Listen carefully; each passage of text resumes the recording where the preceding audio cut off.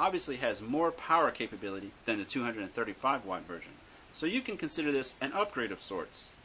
And the reason it has this extra power is to power these two additional connectors should you need it. But in most cases, you will not have anything connected to them, so you can rest assured there's more than enough power for regular use of your PC. Finally, the biggest difference between the two versions is the way it mounts in your PC. The 280 watt version has this extra latch on the top. It has different slots on the underside, and it has no screw holes in the rear. Clearly, the manufacturer has gone to some trouble to discourage using this 280 watt version anywhere but a very specific system. However, as I'll show in a moment, the 280 watt version can easily be mounted in your system with little or no trouble. Now let's check out how to install. First, let's show how your system will look with the 235 watt version installed. Notice the screws securing the rear.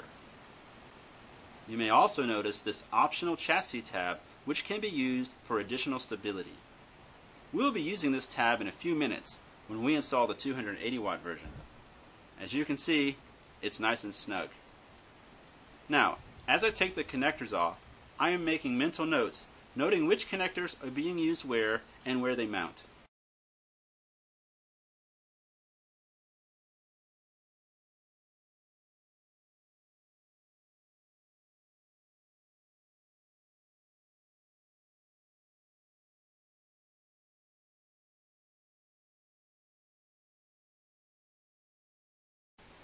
I make sure I push the chassis tab in to this position, and I unscrew the screws in the rear.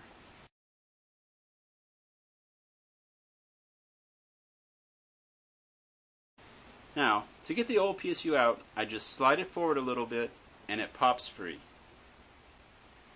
Putting the 280 watt version in is just as simple, with a couple of differences. Because the slots on the underside are different, the PSU will not be sliding onto them. Instead, it will just ride on top of them. This will make the PSU sit a little bit higher, maybe 1/8 of an inch higher than the other version. Don't worry about that, because once the case is closed, it will hold it even more tightly in place. Next, we are going to utilize this little chassis tab. This tab keeps the PSU from sliding in this direction. Now, we can reconnect all the connectors.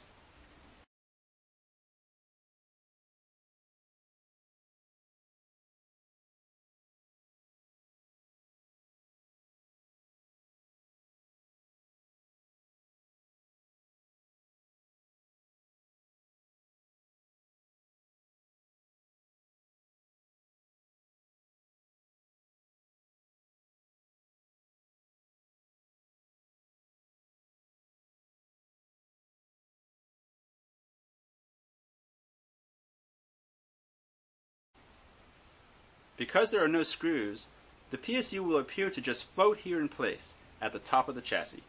But if you think about it, once the cover is placed back, it is really secure because it is held in place on all 6 sides. It can't move this way, nor this way, nor this way. Let's close the cover and I'll show you what I mean. See? Check it out. Now this PC is ready for regular use again. Now, a thing to note. Because the side cover is used as one of the supports, it's a good idea to always lay the PC flat like this when opening the side door. This will assure you that the PSU stays in place while you're working on it and doesn't come popping out on the side.